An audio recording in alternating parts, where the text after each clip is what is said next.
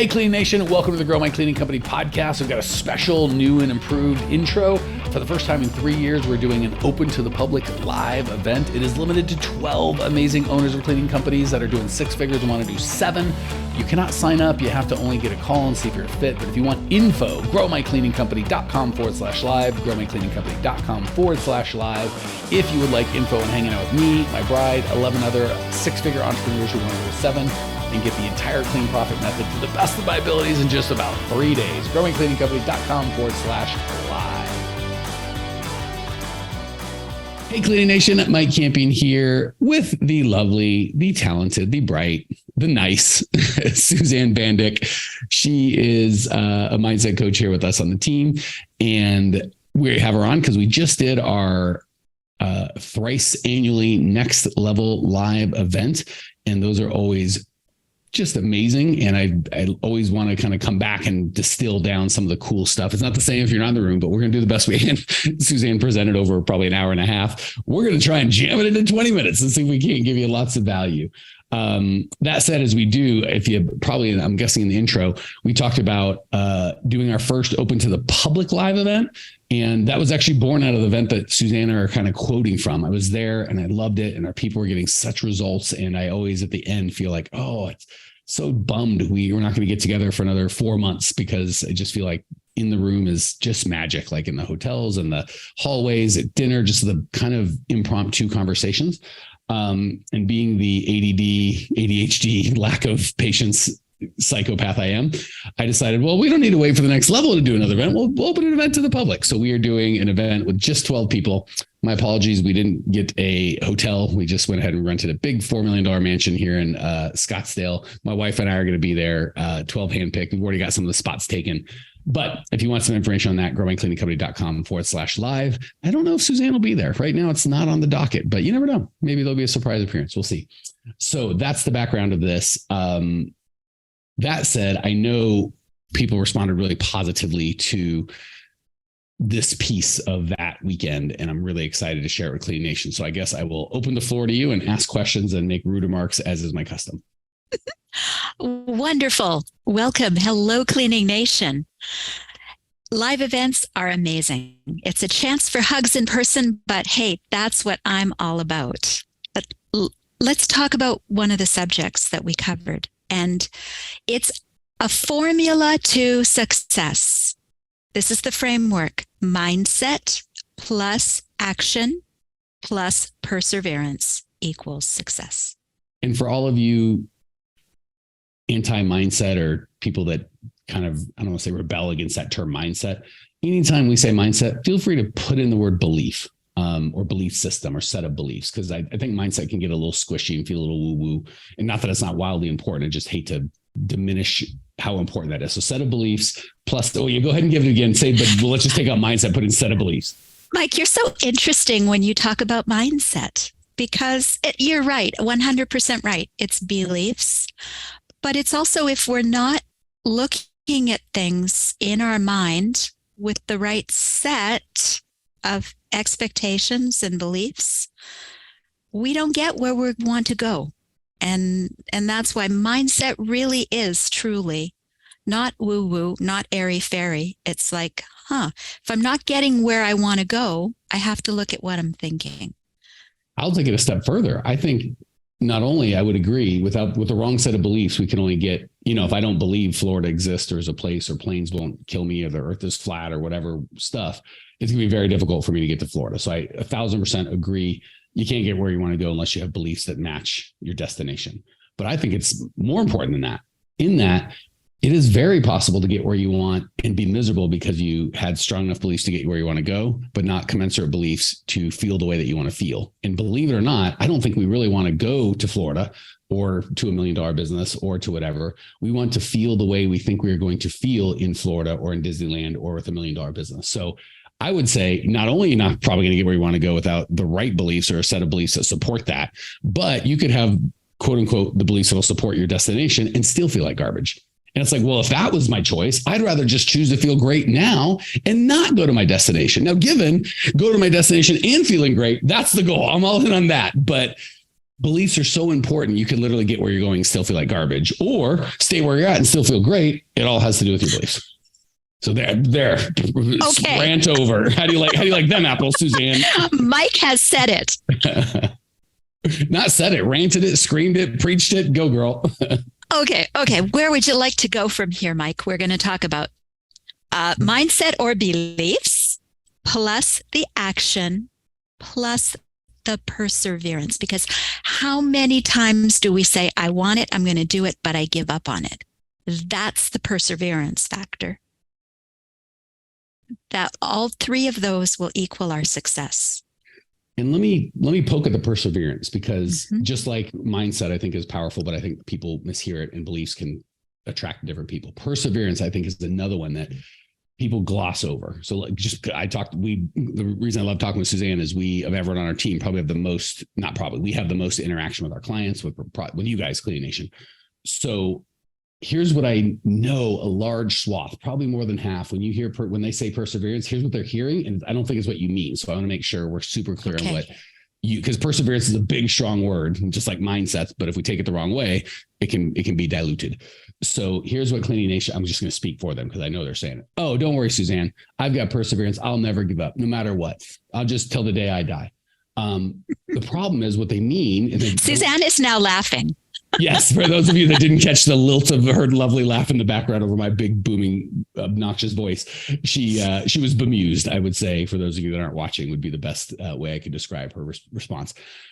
But the problem is they're committed to keep doing the wrong thing until it's impossible to go forward. And that perseverance does not serve them. I've seen more people who go, I will never give up. I'm going to do this till I die. Mike, you don't understand. And then I ask them to do something different that's scary, that's going to get them where they want to go. They don't persevere that way, and then I'll do whatever it takes. They kind of want to set their own rules. I will do this thing that I've decided I'm comfortable with until I die. I'll never give up. But then they do give up because they go bankrupt, or they just physically can't go forward, or all sorts of bad things go on. So I want to make sure we're clear. And then, by the way, giving up is it's not over until you give up. But I would say it's almost as bad, not as bad, to persevere doing the wrong thing than it is to give up. But actually, it might even be smart sometimes to give up. If the only option is continue to do the wrong thing, bang my head against the wall, or stop banging my head against the wall. Well, come on now. Obviously, quote unquote, giving up is the right answer. So it's not just persevering in any direction, right? If I'm running in the wrong direction, like, I'll never stop, Suzanne. Nothing you can do. I'm going to run till I die. Well, good. I'm just getting further away every step I take. So I just wanted to, and feel free to comment any way you want. I just want to make sure perseverance doesn't mean never giving up doing the wrong thing. I mean, I guess it could, but that will not serve you. You've got to persevere doing the right thing with the right beliefs, or you're, again, running as fast as you can until you die the wrong direction is not going to serve you. That, Mike, is extremely important and very practical. That's why I'm here. It's an important point. So with that in mind, how about you give us an action that perhaps people that are owners of cleaning companies, what's an action that should be taken? And we'll work with that. And then you can pick the one that you think would be the best example. Raising prices, getting coaching, have a difficult conversation with your client or with a employee, starting a hiring funnel as opposed to just hiring whoever the heck shows up. Any of those would be excellent actions. And if that's too many, I'll pick one for you, but I want to give you more than you want. That was a lot. The first one I heard was raising prices. My mind was racing on that, and then I didn't hear any others. I get a lot of blah, blah, blah is what people hear. Totally okay. Let's go with raising prices. She just Charlie Brown me. I was the adult Charlie Brown, just the womp. Which Suzanne's like, I heard raising prices and I was done. Let's do raising prices, lady. Alrighty. So the action we need to take is raise prices on current customers that are not profitable enough. All right. Action. Now we look at mindset or our belief. A lot of times we believe that we're going to lose a client, lose all our clients if we raise our prices. let me really vouch for Cleaning Nation, just so like you don't understand me, Mike. It's not me. Let me give them all, so because you've heard them all, Suzanne. But I'll be the voice of death and darkness and despair. You can be the voice of hope. You don't understand, Suzanne. I've had this customer since I was 12 years old. She gave birth to she delivered my son, and we've named our firstborn after. You don't understand. It's a little old lady and she's broke and she can't afford it and she's going to drop dead. You don't understand, Suzanne. I'm going to have to raise my price by 200% to make any money. You don't understand, Mike. They're going to leave and I'll be destitute and homeless on the floor. I think that's most of the BS people. Again, these are just beliefs. This is just a mindset. And just like Suzanne said, with that mindset, the chance of you having a profitable cleaning company, if there's a number smaller than zero, we're right in that neighborhood. And the chance of you taking that action is probably nil. And say you do, the chance of you feeling good about it, 1,000% nil. Like who wants to hurt an old lady or somehow disrespect or not be loyal? So, and the chance is going to be effective, zero. The chance you can take it, almost zero. The chance getting a good result, zero. Almost zero. The chance of you feeling halfway good, completely zero. Not even a rounding error, 0.000 to the end of time. Okay. So if you look at the mindset and you say, how can I change my beliefs? Yeah, or what beliefs would get me a better result? These beliefs. Right. How can I make these serve me? That's a good one. Or even serve me and my clients, right? Because It's one thing, it's like I win, you lose. Most of us are good people. We don't want to, if I'm like, I make a buck and Suzanne loses a buck, that doesn't feel great. Right. And let's face it, if you figure out you're not making enough money and you get frustrated and you decide to quit and you close your business, that's a disservice to your clients because now it costs them time and money to find a new cleaner. So they're going to be just as unhappy with you because that's another thing that we get. They won't like me. I get to hear it all. I think that's really all the ones I said were the superficial. I think the belief that's below those verbalizations is they won't like me. And I think we really think they're going to like physically hit us or somehow take an ad out in the paper and talk about how we're dishonest. Like we have these, like our minds go nuts with these beliefs that are, and when you say them out loud, it's like, well, that's ridiculous. But I really think people believe they're bad people. The world's going to find out they're charlatans, like just these insane scenarios that are just never going to happen. Okay. So I don't want to go too deep into the nitty gritties because we've done other podcasts on raising prices, but I want to just make sure whatever the belief you have on the action will cause you to do the action or not do the action. We don't have to go all the way down, but give just a couple healthy. I think I did a pretty good job articulating the unhealthy beliefs. Just give 2 or 3 so people can see what that might look like. So a couple of powerful beliefs could be when I raise my price, I actually serve the client better. Hallelujah, lady. So I'm able to give my staff a good wage. So they are serving the client better. They are happier. They're going to stay with me. And I'm going to be able to give better service to all my clients. And then I'm going to be able to stay in business and they'll be happy because I continue to serve them. Right? Little beliefs, build on them. All the things that Suzanne and I just said are all opinions. None of them are the truth.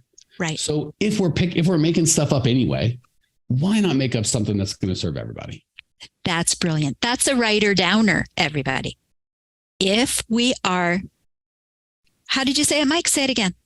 We're making up a story, right? Maybe they'll say this, maybe who the heck knows? We're all just guessing at this point. And obviously the way that we say it and when we say it and who we say it to, and if they're even a good client, there's all sorts of variables. So at the end of the day, there's certain things that are true, right? I'm 6 foot tall. I'm got whatever color hair this is. Like they're just things. Well, I guess I could change my hair color, but there are very few things that are true. So most of what we do is making things up. So if we just agree, we're making up, Suzanne, if she got to argue for 10 minutes about how this is serving our clients and good for the world, and I got to argue for 10 minutes the opposite, we could probably do that and then switch positions and argue equally. So we're all just making crap up. If we're going to make it up, let's just make up something that's going to serve us and our clients and our employees and make us feel good. Bingo. If we're going to make up the story anyway, let's make up something that serves us. Hey, new friend, love that you were here. If you want more Cleaning Nation, more us, you can check us out on YouTube. Similar content, you just get to see each other. It's totally free. Or if you want to say, hey, hit us up on Instagram, Twitter, join our free Facebook group. We love hearing from you, Cleaning Nation. That's what makes it magic. Jump on, we'll see you there. And believe it or not, it's not more work, it's less. It's almost like we feel guilty about feeling good or something. Again, another belief. Well, if I raise prices and I feel good about it, I must be a bad person. If that belief's going to serve anybody, let's hold on to it. But it's probably not. Right. So going back to the success formula, we've now decided on an action. An action I need to take is I need to raise prices. Okay, need to check out the mindset. Okay, mindset, I think I got it. My beliefs where, yes, I know I need to raise my prices. They'll be a good thing. I'm going to do this action. Now, the last key to success is the perseverance, is actually doing it. So there, sometimes we need support. If we're talking specifically about raising prices, maybe we have a backwards moment, or somebody says no to us. No, I'm not going to go with the price increase. And then we're like, oh, now I'm all my good thoughts, all my beliefs, it's going down the drain. So you reach out to someone. That could be a simple way of persevering to finish doing the price increases. Reach out to someone and say, help me with this. Help me get my mindset back. And the beautiful thing is, just like we talked about at the beginning, if we were weighting this, it's not a third, a third, and a third. It's really, for most of it, 50, 60, 70, 80% is the beliefs. Like we didn't talk much about strategy, but when people come to us, they're like, can I have a script? What would you say? Tell me exactly how to raise prices. And honest to goodness, if I gave you quote unquote the perfect words for that person, right? Because obviously they're going to change depending on the circumstance, the price, the person, all that stuff. But let's say I had a magic wand, I gave you the perfect words. That's going to be like 6% of it. If your beliefs are, I am scamming this person, I'm a bad person, I'm hurting them, this is bad for them, it doesn't matter how perfect your words are, it is going to fail. If your beliefs are, this is what's best for everybody, and I'm doing this for them, not to them, because they want me to come to be like, I'm so excited to serve Suzanne. She pays a fair price and she values my labor. And I've got a little extra so I can do some nice things that are above and beyond, and everything's great. So the strategy with the wrong beliefs, I can give you the best strategy, is almost worthless. And the reverse is true. If you're like, Suzanne, it's Mike, I money more, please. Not enough. $300. Like that would be about as bad of a strategy you could do. But if my true beliefs are, I'm helping her, Suzanne's gonna be like, I'm confused, tell me more. And I'm just, the way I'm gonna show up is better. And then we get to the perseverance. If I know what I'm doing is right, and Suzanne, and my worst dreams come true, Suzanne's like, you son of a bitch, and punches me right in the nose, which I think would be unlikely, less than a 30% chance that's gonna happen. If my beliefs are, I'm more likely to get that if I believe that that's what's going to happen. And then, of course, boom, self-fulfilling prophecy. So it's really hard to persevere under the weight of incorrect or ineffective beliefs. But when I believe this is what I'm doing to Suzanne, and she acts like a psychopath, very easy to go, oh, she's crazy. This is not me. This is a her thing. And then the perseverance is very light. So if you notice everything downstream, the strategy, the perseverance, whether I do it or not, how I feel about it, all that's the foundation of the belief. So if your foundation's bad, if you said, Mike, I don't hear one thing about my beliefs into any conversation. It doesn't have to just be the price raising, but that's a very good example. You can't shift my belief one thing, but tell me exactly what to do and script it out, and we'll role play, and we'll do the tonation, and we'll do everything, and I'll never give up. We could practice till the end of time, and we're still going to get a less result than if you just believe what you're doing is helpful to them, because they're going to get that. There's that nonverbal communication of, this guy's trying to scam me. Bingo. Cool. Questions, comments, rude remarks, Suzanne? I feel like I got a little chatty, so I want to make sure we get. Let's do another example. What's another action, Mike? Perfect. I love this because I get to pick all the meaty ones that people think are so complex. I've got two employees, Suzanne, and they're all working super hard, and one is not a core values match. They're disrespectful to me. They call in, they dictate terms. They take advantage of me. But I can't fire them, because if I don't, I'll have to go back to cleaning, all my clients, all that bad stuff we thought about the fight. We start making up and saying, I'll be out of business. Everyone will know I'm a scam. Who knows? But I'll have to go back to cleaning. I don't want to do that. So we just let the torture continue. We let this person ruin our lives week after week until they eventually quit anyway.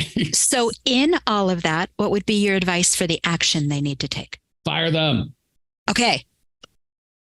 So action step, fire them. Mindset. Where's your head on that, Mike? We'll pretend I'll play devil's advocate and we'll let right? Suzanne be the nice one. There, if I fire them, I'll have to clean. I'll look stupid in front of my people. It's not that bad. So here we start making up stories. It's not that bad. I hear people that all the time. They're like, yeah, they tell me what days they'll work and they won't work. And when customers complain, I tell them, they get mad at me, but it's not that bad. He's a really good worker. Like, what are we talking? Like, I'm in this relationship. He beats the crap out of me, but he's fine. He's a really sweet guy. It's like, we make up all these things that are not the truth. So those would be my beliefs. It's not that bad. If I'm going to have to go clean, I'll look stupid. I'll have to lose clients. I won't be able to cover clients. These are all the beliefs that I don't think are going to serve us. And let's add in, he won't like me. Probably. Yeah. It all comes down to they won't like me. It doesn't matter what the question is. The fear is they're not going to like me. It's inherent. Everybody, you're not alone. We all have that one, right? That's why we often do or don't do what we I'm not even aware of the feelings of other humans around me. So this is completely foreign to me. I'm like, what? Why would I give a crap about that? So you can go sociopath. That's one way, the Mike Campion method. Or if you're like 99% of humans, you could not do that. Okay. So in mindset is a lot of the reasons that we need to do what we need to do. So number one, let's look at all the downsides of a bad employee. He's affecting the other employees. He's probably not doing a good job with the clients. There's a lot of reasons that this is going to cause your business to fail by leaving a bad apple in your company. So if you look at the big picture and you say, I don't want my company to fail. I want to be around to serve all my clients. I need to do what I have to do. So sometimes the mindset is just, I need to do it because it's the best thing for my employees, for my clients, and for my company. Done. That's the mindset. I need to do it because I need to do it. Well, and also, again, I hate to be always a pragmatic side, but I think that's why we're such good yin and yang. Just from a pragmatic standpoint, it's like I could continue torturing myself a little bit, right? The pain, the daily pain, we might, because we're used to it. It's probably really a 9, but we're experiencing it as a 6 because it's, you know what I'm saying? Like if you get beaten every day, you know, for me, that would be a 12. Like, oh my God, I've never been beaten. But if it happens every day, it doesn't make it any less worse, but we kind of acclimate. So we're like, I will take this 5 of the pain as we're experiencing it, although someone else might experience it higher because we're like, oh my gosh, I haven't been, you know, kind of reduced to that emotionally. And we perceive the pain of ripping the Band-Aid and fire them is going to be a 12. And that the pain is going to be pervasive. It's going to affect all parts of our life and it's going to be permanent. It's going to be a 12 forever. Go ahead. You know what the bottom belief that comes to me as you say that? You should say, I deserve better. That would be a great place to start. Yeah, because again, it's like, yeah, unhealthy. It's fine. It's not that bad. Because embedded in that is, I deserve this. It's not that bad. Translation, I don't deserve the respect as an owner or leader of this team. I deserve better. My clients deserve better. And frankly, the other person is probably not a complete human devoid of emotion. He or she probably deserves better. He's miserable. Right. So, and often it's a gift. Oh, I'm so glad you brought that up. Because often we deal with a difficult employee and we think, I don't want to go there and have to talk to this employee. But what if by firing that employee, you gave them the greatest gift ever? 1000%. Because they are not happy in that position either. And you gave them the gift of going to find something that they love to do. Boom. It's all just the beliefs that you have. And last thing I'll give on a pragmatic standpoint, and then I'll let Suzanne wrap us, is we, again, think it's going to be pervasive, meaning it's going to ruin our entire life, and permanent, meaning we'll never be able to replace them. In reality, that is not the case.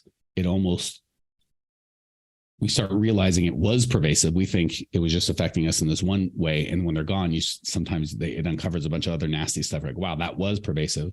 And we think it's going to take months to recover. And usually by Tuesday, like it's all behind us. We figured it out.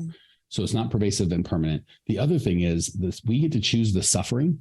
The example I use that I think people connect with is speaking. I love to speak, and I don't do a lot of it anymore, but people will pay you in advance and you're like, oh yes, I would like money to talk. That'd be great. And you get your check and everything feels great. And then as you get closer to the thing, you're like, oh man, I made a mistake. I've got to actually get up there and do this. Is good. And for me, the worst part is the 10 minutes before you get on stage, right? Because you can't, Right. there's all this nervous energy. There's nothing you can do. I made the mistake one time showing up like 2 hours early because I always want to be on time. Worst 2 hours of my life. I couldn't make it go any faster. I was just sitting there stressing out. It was awful. They say the loneliest time in a man's life or a woman's life is before she goes on stage and on their deathbed. It's just you out there. So with that, there's really not anything we could do to shorten the time, right? Like we had agreed I'd start at a time. I can't make it come any faster.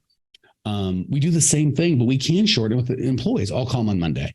You've just said, I'm going to have a terrible weekend. I'm choosing to have more pain because I want to do it later. And it's like, rip the Band-Aid off, step out on stage. Because as soon as you step out on stage, like, okay, good. And you're thinking about other things. It's not stressful. As soon as you're in that conversation with the person, believe it or not, that conversation isn't miserable. It might be uncomfortable, but the misery that you had before is worse. And the fear of the misery the story that you make up, there's going to be misery is worse. And when you actually do it, you're like, yeah, that wasn't my favorite, but the pain is usually 3 units and the misery leading up to it and the expectation and the fears that you build about after is usually 30 units. So as soon as in your mind, you've decided to raise prices, to fire an employee, to have a difficult conversation with the spouse, whatever the case may be, don't ruin your day, your week, your month waiting, rip that Band-Aid.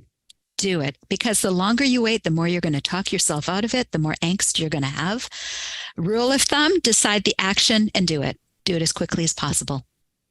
The time that elapses between the decision and the action is the amount of pain that you tack on. So you can't, Brilliant. If the person is acting bad and causing you pain, it is what it is. But why tip them? Why go, you know what? On top of the pain and misery of that, I'm also going to have frustration and fear around this conversation that I get to decide when happens. I'm going to have it happen 3 weeks in the future because I'd like to have a low grade misery for that entire time. It's like, what are we doing? Just rip it off. Like, this is for you, not for them. Right. Let's not give ourselves anxiety. We got enough in the world. All right. Anything I'm missing? Anything you want to add? Okay. Suzanne? Well, I just want to point out on those 3 success steps. Action. Decide the most important action that you need to do every single day. What's my most profitable? What's my most important action? Decide that. Then look at mindset, by the way, is built. Let's just quickly say the people you hang around with, the things that you choose to read, the things that you choose to watch. Go on YouTube, find empowering people that you can listen to that will help 100% with your mindset to do the action that you need to do. Most important action every day. You're going to feel stronger, and find the people to help you persevere to do what you know you need to do. Find the people that are going to support you, that you can go to for help and support so that you get the action done, and you're going to feel like $1 million. And guess what? Your business will grow into $1 million business. It takes us right back to where we started. One of the many reasons the live events that we do for Next Level are so powerful is you're just, I don't want to say trapped. You choose to live with effectively dozens of other high level entrepreneurs with the same passions, the same belief. And that energy is just contagious. So we go back home, we kind of feel like you came off that mountaintop high, and you're like, why is it? Because when it comes to a live event, if it's put on by a good moderator or whatever, the people that they've chosen are all top AA players, and just forcing yourself, or I shouldn't say forcing yourself, but creating a space for you to do that and only have that kind of influence for 2, 3, 4 days straight. It's shocking how your whole paradigm can shift. And then if you do it right, you go back, and the way you look at the other people who has a different paradigm, you're like, when did I ever believe that? So whether it's our live event or any live event, that's a great way to intentionally like Suzanne, it's so funny. You go, whether it's the people you hang around with, so that kind of seemed like a passive thing, or the books you choose to read, or the videos you choose to watch. I'm going to go the people you choose to hang out with, right? So there's some circumstance with family and friends, but a lot of that's choices. I have some family members I love and I choose to spend a lot of time with. I have other family members I love and I choose to spend a lot less time and limit their influence on me. So if you're like, that all sounds great, but a lot of work, you go to growmycleaningcompany.com/live, as I will be handpicking 12 people in April to hang out Friday to Monday. So a nice little 4-day, 3-night situation. And we can pack in not just all of the what to do and how to do it, but the who you want to do it with. So growmycleaningcompany.com/live. See you there. Well, here we are, the end of the podcast, and you made it. Great job. I've got a little bonus for you for sticking through with me. But like I mentioned before, if you got value out of this podcast and you want to show a little love, subscribe, rate, and review on iTunes, Spotify, wherever the heck you're listening to this thing. Share it with a friend. Share the love. And as a special thank you for those of you that stuck with me to the end, how about I give you my personal phone number so we can text? It's a great way for me to get to know you, your business, your goals personally. So shoot me a text now, 602-932-6431, 602-932-6431. I am the only one who responds to these texts, and I will personally respond to everyone I possibly can as long as this number is manned. Don't know how long we're going to keep this at the end of the podcast, so grab it now, 602-932-6431. Give me a text, say hey, can't wait to meet you.